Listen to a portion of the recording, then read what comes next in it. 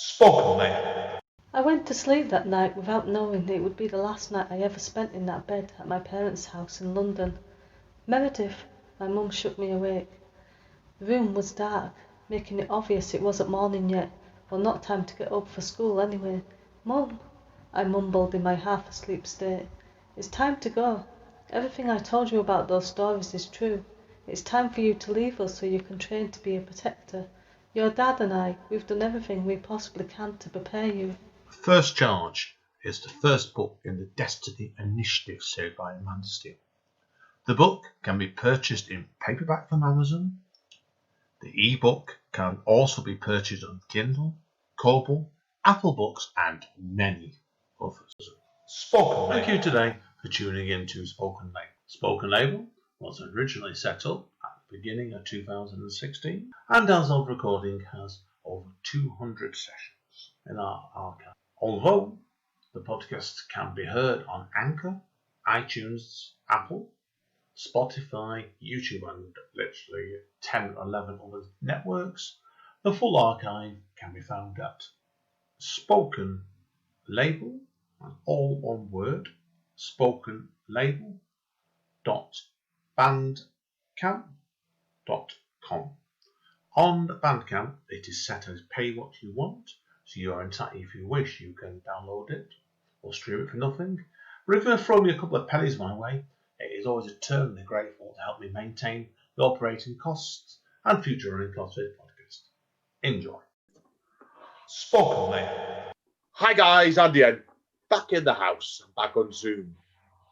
And well, of course, sat in my living room today, and I've got a poet with me, of course. Lady, quite a chatty lady as well, so I'm going to let her introduce herself and we'll just take it from there. Kezzabelle, would you like to introduce yourself to everybody? Tell them Hello, I'm Kezzabelle. Hi Andy, hi all. Yes, I'm Kezzabelle, I'm from Kettering. I'm a performance poet and also run Weaving Words creative writing workshops. That's me. Yeah, you've had quite an interesting life really, because I noticed looking at your bio before, so you were born originally in you pronounce, I can't get that pronunciation right, a city in Libya in the 1960s, weren't you originally? That's right, yeah, Tripoli in Libya. My dad was military police and it was King Idris then, but then we had to get out. I think like we came back to England, I say back, it would be my first experience, and when I was about 3 years old, and it was when Gaddafi came in, and at that point he was the goodie. He was coming in like, you will have water, you will have food, and he did some good stuff, and then it all went a bit despotic. But you went a bit crazy after that, didn't it? Yeah, indeed. Have you been back to Libya then as a child? Have you then? I haven't, no, and I would love to. I would love to. My mum used to say that I used to crawl into the sea. She'd pull me out, and I'd crawl back in again. So I think I've always been a bit of a mermaid, but I haven't actually been back to Tripoli now. Oh, man. Now, as soon as you got an interesting story here, because obviously I can see from your bio, you were raised by your mum, weren't you, in a flat above one of the first independent fashion boutiques. Yes, it was called Honey Spot Boutique. Yeah, Honey Spot Boutique. And every Thursday she would go down to London and get all the Bieber and all the, you know, the beautiful clothes in the 70s. Oh, and wow. I was a painfully shy little girl, actually, believe it or not. Now I'm a big show-offy Leo. but at the time I was very, very shy. And we started in this independent boutique that she had that became chums then, because we had a men's department as well. We would do fashion shows and things. So at age 14 and 15, I would be strutting the catwalk with all the other women that were like in their 20s. And wow. So I gained my confidence then. And I think that was the beginning of realizing that you can have that elated feeling, that lifted feeling, without any drink, drugs and all that. Because when you came off stage or you'd done the dance or whatever it was, you know, modeling those clothes, you would come off and feel high as a kite. And I remember we went to a nightclub dancing afterwards, and I was 15. All the others were in their 20s, but they snuck me in. And my mum came as well. And this guy came up to me and he said, I want what you're on. And I said, I'm not on anything. You should have done life. Yes, high on life. And literally, I think that was the beginning of realizing that there's so much, you know, in nature, in sunsets, in life that we can be grateful for and, you know, enjoy. Yeah. Now, obviously, I can see already that you're from your love of poetry started at a very early age, didn't it? Like it was like, and I love the comment I've seen from reading up with you before when you did your first poem at 12 and what your teacher wrote underneath it. I Brilliant. know. I'll let you tell people that because it's a great line. Yes, so you'll see on my YouTube actually, I spoke about this. And yes, I wrote a poem when I was 12 and a half, and the teacher put A+, and you're thinking like, yes, A+. But then she scrubbed out the A+ and put underneath, is this all your own work? And you know what? I didn't write another poem for over 30 years. Oh, wow. And so I do say to people, and when I do my workshops in mental health wards, I'll say, words are powerful. Be careful how you use them. She could have uplifted me. She could have encouraged me. But I literally, my first poem I wrote in my mid-40s and I hid it. And that's in my latest book. It's in my latest book now. It's called Complicated Love, The Hidden Poem. What made you want to hide that first poem then? When you wrote it in your 40s? Because it was so revealing. It was just like, what is going on? And I don't know what to do. And there was wobbles in my marriage. There was stuff going on. And I was thinking, what do I do? Where do I turn? And that's when I wrote it, Complicated Love. I don't know what to do. I don't know where to turn. And I hid it. Yeah, I get you. I get you completely. Then obviously, like, we're not going to talk about your personal stuff because I guess that's actually what it is, your business. But obviously, I know your life changed over time, didn't it? And then your first book came out, didn't it? Not too long later. Yeah, that's right. Well, I was scribbling down all these poems and I was sharing them with my friend. And she would laugh and she would cry and she would say, oh, my goodness, that's a bit saucy. And we would have a right old giggle. And that's all I was really showing it to them to. But it was helping me to work stuff out and get through things. Yeah, of course. She was a belly dancer and they had this show, belly dancing and burlesque. And they needed someone to read poems to give them time to change, a break. So my first performance ever was in front of 100 people in a little playhouse theatre in Northampton, with in between the ballet dancers and burlesque, and my right leg shook. I stood on that stage. It did. I could only see the front row, fortunately, but my right leg shook. Wow. That's one way. That's one way of getting ready nerves on stage. I know. And everybody came afterwards and said, "We love your poems. Have you got a book?" And I said, "No." And that year, I did lots of open mics and sort of learnt my trade. Really, slow down. That goes down well. Do it in that order. Just lots of learning. And the year later, I got invited back to perform between burlesque and belly dancing, 2 nights on the trot, and they paid me. But this time I went with a book. So I put all my books in, all my poems in a book called Truly Me, and that was the beginning. Brilliant. That was 12 years ago, yeah. Wow. Now, I just love the title of your second book, obviously, because we're going to ask you about these now. I'm going to let you say that, because I'm going to, it's perks of being dyslexic, this practical I am. I try to pronounce the title of your second book, I'm going to stumble on that. Don't you mean you're dyslexic? Dyslexic, yeah. It could be just on daft, right? But I'll let you say it. The second book I called Kezzabockerglory with extra sauce. Now, where did that title come a Mickey from? take on Knickerbocker. Yeah. Knickerbockerglory. But the idea being that people see this confident, outgoing woman on stage, usually in a tutu and wing. Yes, they see, but they don't see all the other layers underneath, the shyness, the insecurities, those layers of the Knickerbockerglory. And so there is a poem called Kezzabockerglory in the book. And it was at a time when the kids were a little older. I'd split up with my ex-husband, I was single, and I was free to write whatever I wanted. So Kezzabockerglory with extra sauce has 4 poems in the middle of it that are a little bit naughty. And I said to the printers, the publishers, I said, can you put those 4 naughty poems in the middle? So if the little old lady at church says, can I have your second book? I can yank those out the middle and give her the book, but without the naughty poems in.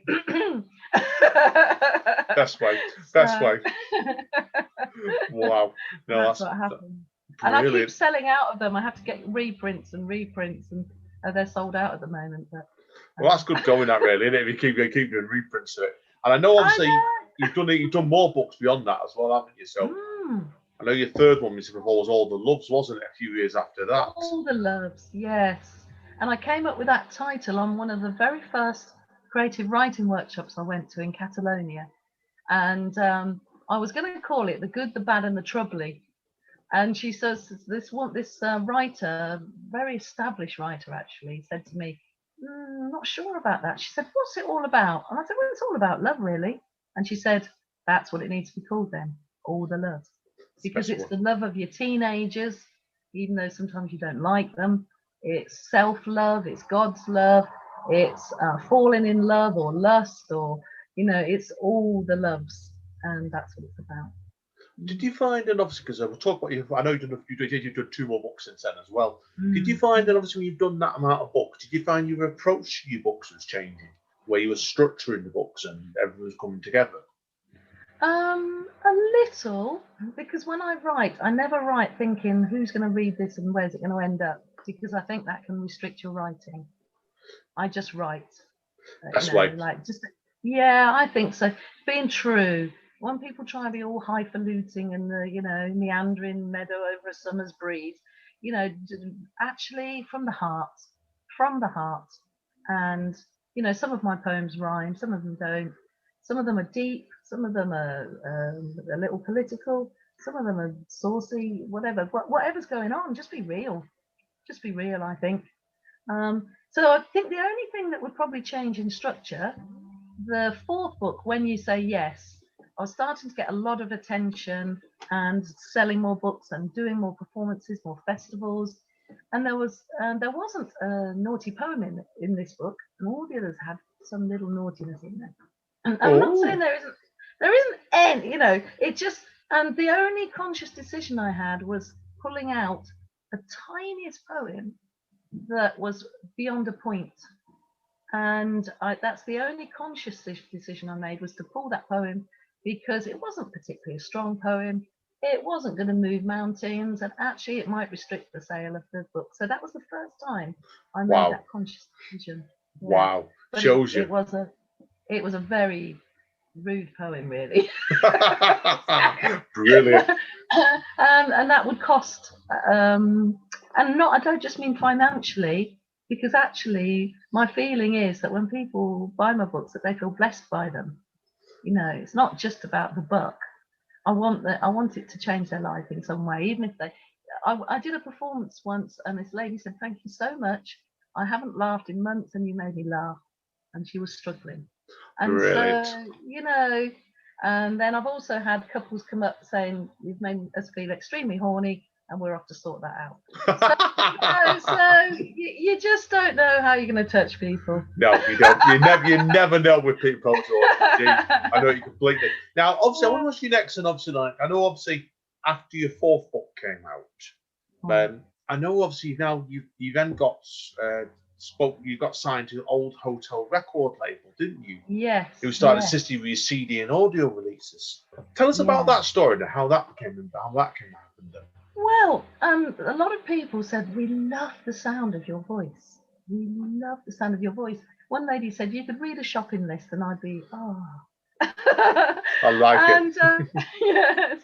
And I'd also done a performance for a blind group. And this lady said, "Have you got anything, CDs?" And I said, "No." And it kicked me at the arse a bit, actually. And I thought, people say, "We love your voice." People say, "Have you got that in audio form?" So Old Hotel Records, I went to them, and they loved my stuff so much that they signed me up, really. And so my latest CD, Permission to Speak, is with them as well. Brilliant. And I've also done some voiceover work for a storytelling for a book called The Lucker Story, children's books. So that warmth and that storytelling is coming out for their book as well. So I've really enjoyed doing it. But not only that, one of the first ladies to buy my latest CD, Permission to Speak, was a lady I met. I was dressed as a mermaid, and it was Felixstowe Literary Festival, and I was on the beachfront. I've been commissioned to work that weekend with a 6-foot tall octopus puppet. I know, you couldn't write it. And it it was to inspire young children. So we set up this art. I did some creative writing. But one lady came by. It was a blind lady with her husband. She said, "What's going on here?" And I said, "Oh, feel this." And I had this crown on made of shells, and she felt it. And we talked. And I said, "Would you like a poem?" And she said, "I'd love one." So we both faced the sea, and I read her the poem Ocean Feelings, and she loved it. And she said, "Have you got a CD?" I said, "No, but it is recorded and it's coming out." She said, "I want to be the first person that has that." And she was the first person to have permission to speak audio. Brilliant. That's it's a fantastic story. That is brilliant. Now, obviously, not long after your 4th book came out, I know you've, I presume, if I read this right, you started your Weaving Words workshops in the community, didn't you? Was that round about the time the CD started coming out? Was it before? It was before, and I've been to so many workshops that I really loved, and it had helped me so much that I thought, you know what, I want to pass on all this knowledge. I want to pass it on. So it started around my dining room table with 6 people, and they all had I made them all little pots of tea. They had individual pots of tea, whatever flavour they wanted or whatever, and we had fruit and nuts, and I made some flapjack, and we wrote. And we started with a stream of consciousness just to get it out. And then I would set different themes each week. And it was meant to be a 6-week course. And at the end of the 6 weeks, no one wanted to leave. So I just continued. And so 5 years later, here we are. But I didn't go freelance until around the time of When You Say Yes. It's when I went completely freelance. So I was very poor for a year. Usually, yeah. Yeah, but you know what? Actually, that was the first Christmas I didn't buy Christmas presents, and it was a real eye-opener because instead of running around and scurrying around buying stuff that nobody really wants and can't remember 2 weeks later what you bought and ends up in landfill, and it really made me appreciate what was important and what wasn't. Oh yeah, I think it would do that sort of situation. Yeah. It's similar to what we're going through at the moment in our society. This Christmas coming up. So obviously this podcast is getting released after that. Everyone's wondering. But like I said, it's been an interesting year, that's for sure. It's been testing, hasn't it? It's been very testing, and a lot of thoughtfulness. And actually, I did Weaving Words for Mind through the lockdown, and people came online on Zoom, and it helped people get through. It's just like each week that, meeting together, and I still run my Weaving Words online, but in the mental health ward, I actually go into the mental health ward. So if anyone wants to jump on board, they can. It's on my website. Of course. It's similar to me because I've done a lot of workshops in person over years, and I ended up myself. This will make you laugh. I ended up with my partner and about 5 of our friends to do an informal one-off workshop the week after lockdown started. And it kind of carried on. We all had much of a good time. 6 months later, we're having a great time every 2 weeks and just doing lots of writing and taking the piss out of each other on Zoom completely. Well, have you found then, obviously, I know you're an experienced teacher like I am, really. Have you found then doing workshops on Zoom is very different to doing it in person? I thought it would be. Actually, I started on Zoom a couple of weeks before lockdown. It was all of a sudden I just had this feeling, and I woke up the Tuesday morning. I was running Weaving Words 1 till 3, and I woke up and I thought, I can't risk this. We didn't have a lot of information, but I thought, I can't risk this. I had a 70-year-old who was coming and another lady who was diabetic, and all of a sudden I thought, no, I can't. And I literally got my credit card out and paid for Zoom business, and I got in touch with all the word weavers and said, we're doing it via Zoom. And they were, really? I said, I just would never forgive myself, if I... So that's how it started, and it was 2 weeks before lockdown, but actually us looking at each other, those familiar faces, those familiar stories, and that safe space and that love, we got through that together. You do. I think it's surprising, isn't it? You don't necessarily think with Zoom could do that difference, but it can. I found that. Perfect. It's not perfect, but you know what? I think through lockdown, my Weaving Words workshops, on a Thursday night, on a Tuesday afternoon, Weaving Words of Johnny's Happy Place I do on a Sunday and all that, there was more depth and more genuine writing and almost spiritual feel in that safe space. And I never record any of them because it's a safe space. So people laugh, they cry, we get a little bit naughty sometimes. And it got us through. It got us through. Oh, I can believe in that one straight away. I think it has done. And then obviously, like I said, next year, we'll see the way the lay of the land is really, because at the moment, I think it's very, very hard to judge what's going to happen next to us as creative people next year. So, but providing we're there, who knows? So now. But then I'm saying that my Weaving Words was around a dining room table in Kettering, and now people are jumping on board from Bristol, from Northern Ireland. There was even a lady was with us from Mauritius. And fantastic. So then the lady in Northern Ireland, Kathy Carson, she's an amazing poet. Check her out. She's incredible. Fifth person who's mentioned her name to me. I've got to speak. Kathy, if you listen to this, I'm going to be speaking to you. She is awesome. And she said to me, "Oh, so if you start meeting again around in your studio around that table, I won't be able to come." I said, "Don't worry, we'll have the laptop at the head of the table and you will be there." So I think it will be a combination. I do as well. Because it's before lockdown, I was running a very successful, co-running very successful multi-night literature night. That's been going on Zoom for 6 months now. It's been brilliant, absolutely brilliant. And you found, like you said before, when the internet the way it is, just let you connect with people. You've got to know more people in a lot of ways. I've found that myself. Absolutely, yeah. Now, on a different note, I want to ask you a couple of quick questions to wrap up today. Anyway, so I know obviously your fifth book. We need to mention this, of course. Came out in October 2018, didn't it? Permission to Speak. Now that's a great title. Tell us about that book then. So that book, I was doing. It was. We did a talk. It was at the 100 years anniversary of the women's vote. And the actual poster was called Permission to Speak. And I was doing workshops with them. And it was an art exhibition, some beautiful art, PEAC. And so there was art, there was writing. And I thought that's a powerful title. And I asked the organizer if I could use the title for my book because I'd found my voice.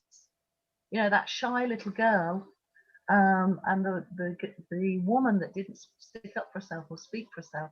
I'd found my voice through my writing, and my passion is in my workshops to help other people find their voice and tell their story, but also I tell mine.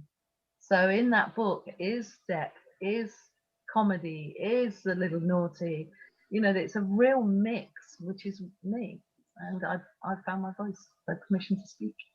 Brilliant. Now, obviously, I wanted to talk about your one-woman spoken word show.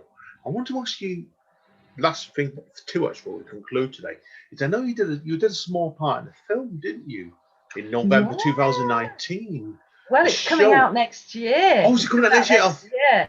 So although and so the premiere was in Barcelona in October. It was meant to be in Texas, Austin, Texas, it was lockdown in March, so that was cancelled.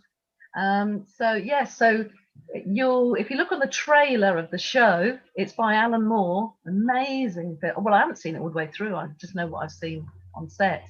And if you see, there's a moon scene at the end with Alan Moore singing, and I've got this bionic bright pink wig and a green sparkly corset. That's me. Brilliant. That comes out next year. And the other thing that's been filmed this year, I've got an online course coming out called A Weaving Words Experience. And we did 3 days filming, and that's being edited, and that comes out in spring, at Easter time, I think it's still being, so that people can buy it's like 20 weeks of workshops, 20 workshops. Oh, brilliant. In a lump sum. Brilliant. So that we're in nature, we're in the woods, we're by a fire, there's all different inspirations and backdrops, and it's quite arty actually, because if you're going to do something, do it well. You do it in style, don't you? So absolutely. So there's lots of projects coming out, and so my latest book, Permission to Speak, you can buy in audio or Kindle, or and next year It's all together now. We're just sorting out the final bits. My book, Permission to Love Yourself. Brilliant. It's a great title, actually. I think he's carrying on well from the previous book, isn't it? Permission to Speak, and then he's looking at inward in both cases. Oh, excellent. Absolutely. And through lockdown, there's been a lot of reflection and a lot of looking inwards and learning. And there's a short poem called Clarity, and there's been a lot of clarity. I think a lot of us have as writers over this past 6 months, or 9 months now, actually. And it gave me a chance to go back and sort out a load of old archiving, complete manuscripts, and I think I got rid of about 4 projects a day that I've been dangling on for years. And it gave me time to attend other workshops and learn other things from other people. So that was really good for me as well. I ended up writing a really short story, and where you had to, Alison Smith ran this amazing workshop, and you had to write about your life in 7-year columns. And then you had to do it in the third person. So she did this and she did that. And you had to change all the names and make it legendary and mythical. Wow. So then I was a mermaid dragon. And then, so you're telling your story. And when I was shy as a little girl, I had the cloak of invisibility and my wings wouldn't grow. And so you tell your tale, but do it in a different way that makes you able to tell it without any sadness, without any. It's a really great way of reflecting. That's going to be on the A Weaving Words experience. Brilliant. It just reminded me, I found him when over lockdown. I'm going to have to go and look at this next year. I found an exercise that I wrote up from one of the first workshops I went to about 15 years ago, where we had to write a haiku for every one of our years we've been born, something similar like that. Wow. And I've got, I was 20 years old, I'm 40, in fact, I was in my late 20s. I'm going to have to go back and have another look at that and try and make it to 48 years like I am now. Yes. That could be a really cool book. So you made me think of that then. So now, a couple of quick things, obviously, before we conclude. I want to ask you first of all a bit of gossip then. Because obviously about the film of Alan Moore's you told about before. I know Alan Moore for his comics. And I'm a big fan of some of his comics. 2000 AD. Yeah. Incredible guy. Yeah. Incredible did you meet him? Did you see him meet much for him during the film? Yes, and I performed with him in Northampton actually a couple of times. And so when he said, "Oh, Kezzabelle, how you doing?" I think, "Oh, no." Brilliant! Brilliant. Interesting, funny, and a wonderful character. He said the interviews I've seen of him. I've never met him, but he's definitely is a strict one-off. You can see by the way he thinks. Yes. Very, very individualistic writing. And that dry sense of humour, and great guy. Now, obviously, is there anything else you've got planned for next year then? You haven't told people about them yet. We covered everything. The one woman show that you spoke about is my hour show. And that is one of my favourite ways of connecting with an audience, because you can literally take them on a roller coaster of emotions. So usually I start my shows with the poem Prejudge, because that's what we all do, and actually I performed for Poets for Peace in a mosque in Leamington Spa. Wow. And I stood up there and I thought, what are you thinking? Oh, what do you know? White middle class woman, booby, whatever. And I thought, and I started with that poem, and it's a level plane, and then they're listening. So I start with that, but we go on such a journey. So this year I haven't been able to do that one woman show, and I would like to do that next year. Brilliant. Fingers crossed. Amongst everything else. Oh God, yeah, join the club. Join the club. I've got so many plans next year. It's crazy. Yeah. But no, good luck to you definitely for 2021 at Kezzabelle. Now, if people want to find out more about you, where are the best going? I'm on all the social medias. You can tap in Kezzabelle Poet or Kezzabelle Ambler. But the easiest way is my website, which is kezzabelle.co.uk.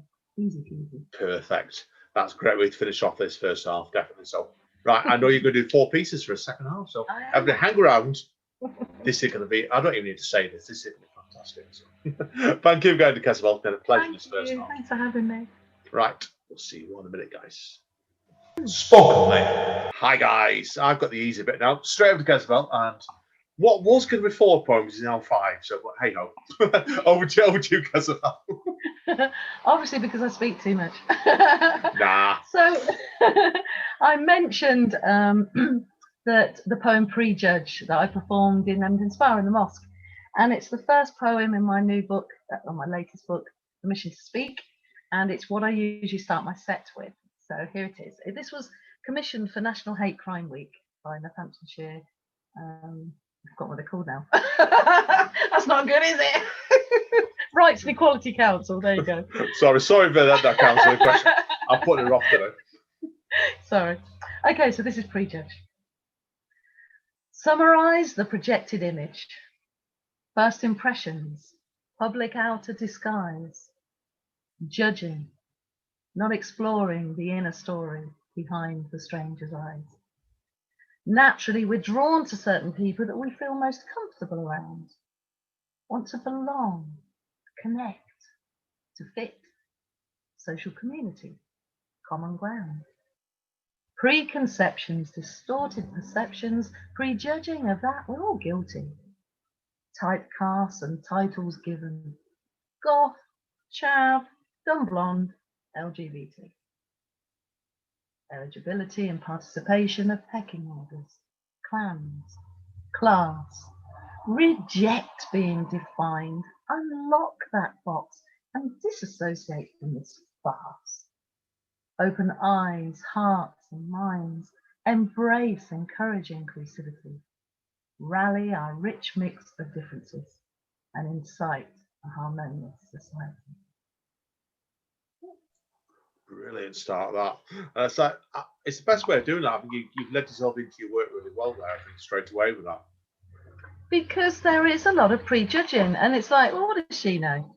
White middle class, this, that, and the other. And people make that judgment. And actually, what I normally say before I perform that is, I don't know your story, you don't know mine. You may not know I was born in Tripoli in Libya. You may not know that my mum used to tiptoe out at night and to steal coal from the local train station to keep us warm. Oh, And wow. you may not know that she used to go to the dogs, to the butchers to get bones for the dog, and we didn't even have a dog. It was to add to vegetables to sustain us.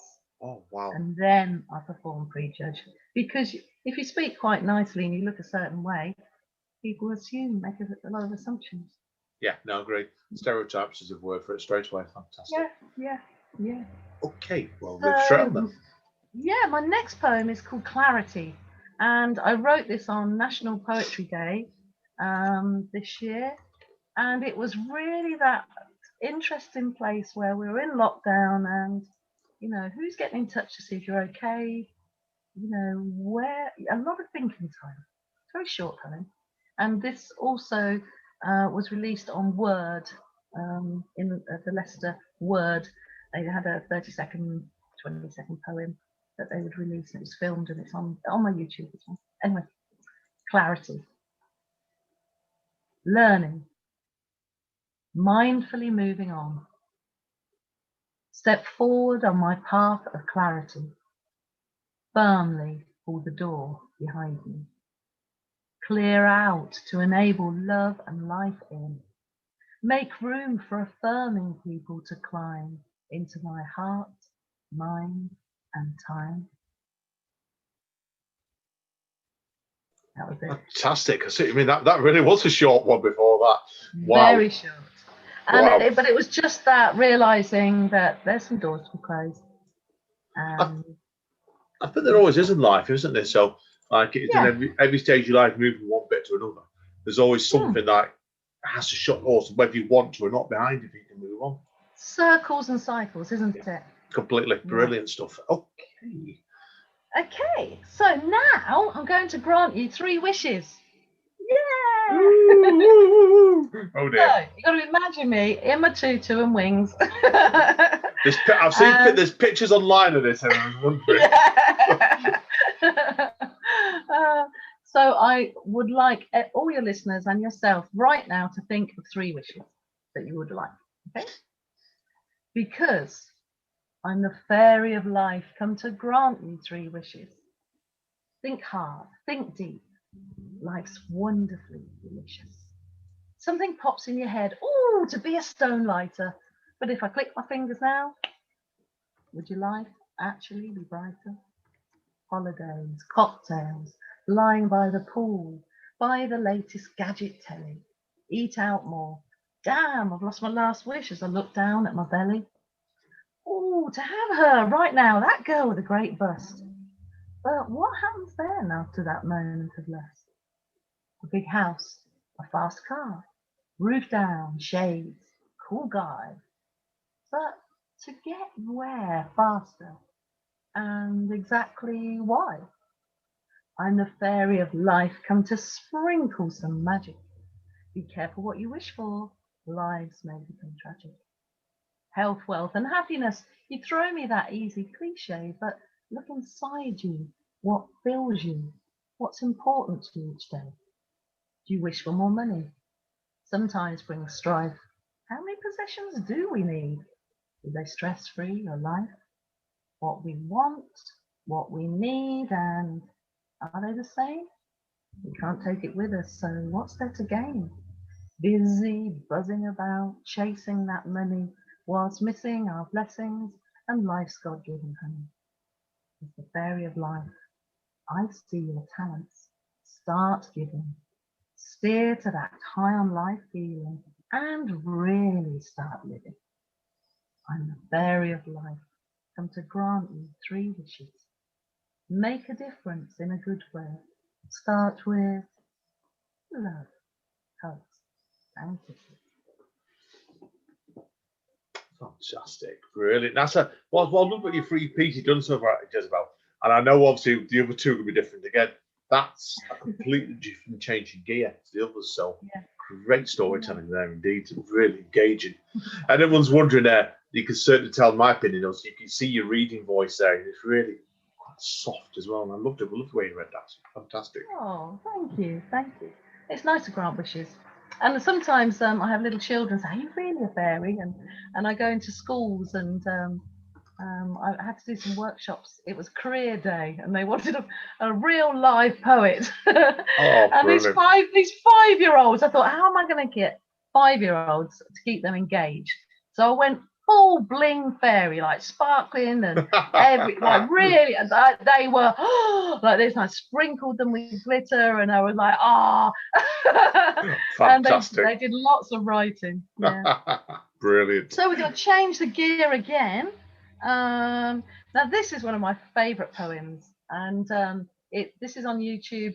Performing this one, the steampunk event. So I was a walking entertainer, and I was dressed up in steampunk mode, and we were on the steam trains, and and this poem is called, and actually it's very apt, because at winter time things change, and then when the summer comes and we start getting a bit more of our bodies out, this poem is quite applicable. And I read this poem, and this lady came up to me in Stamford, and she said, you know how all this started, don't you? I said, what?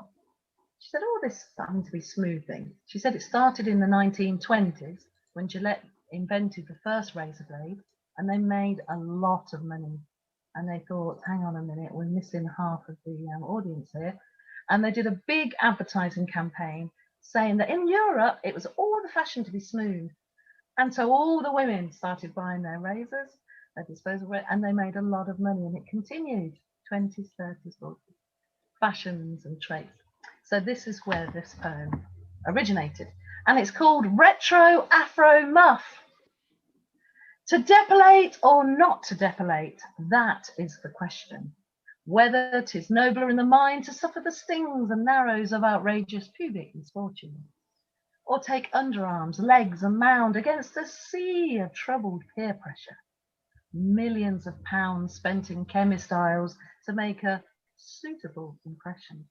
Cultural traditions, fashions, adverts from the media obsession.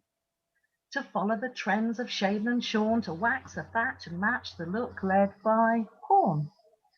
Tweezers pluck, contraptions remove, lady razors, creams and waxy strips.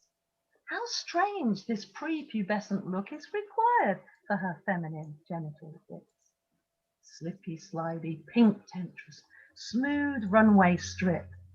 The next day, itchy, scratchy, stubbly Velcro grip. Or neatly trimmed and coiffured natural woman in the buff.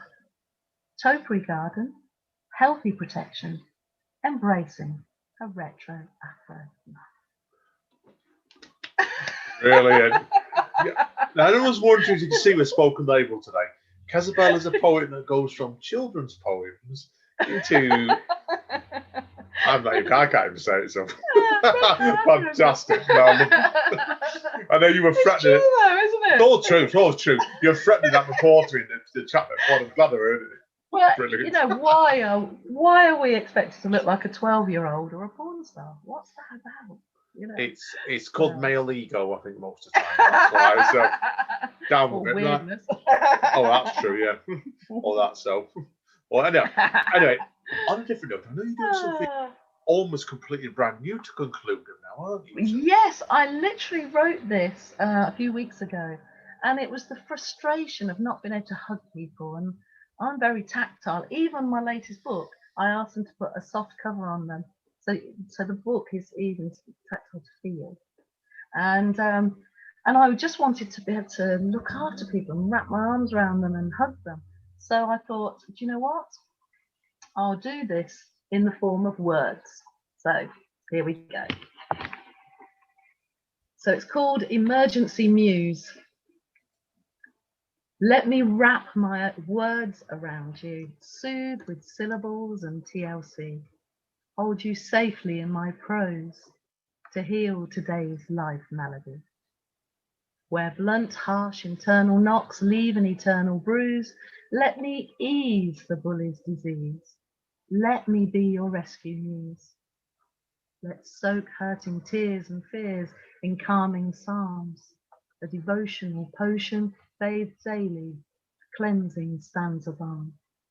Restful rhymes are immunity remedies that help alleviate persistent anxiety. Lullaby stitches applied carefully to love lines torn apart. Turn time's pages with soft phrases to mend a broken heart. Sleepless nights and bad dreams need a boost-filled prescription, playfully put right with a comedic injection. Calamities need anti-inflammatories to help all ills from getting worse. Ingested on a regular basis, take a tonic via verse. Sonnet-powered plasters applied, poised hands at the ready, dulcet tones deliver poetic tones to keep life's balance steady. Prayerful pen in hand, no promise of heroics. Clauses formulated to serve. I'm your emergency poet. Brilliant. There you go. Great way of finishing off that set there today. I've got to say, it's been the most varied set I've had of poets. But best way to be. Best variety is the spice of life, as I would say. So Absolutely. It's been a pleasure today, Kezzabelle. Thank you today so much for this. Thank you for having me. I've really enjoyed it. Hang around. I need to quit you off mic, but this is Andy and thanking Kezzabelle again. And stay safe, guys and girls. We'll see you all soon. Spoken Label.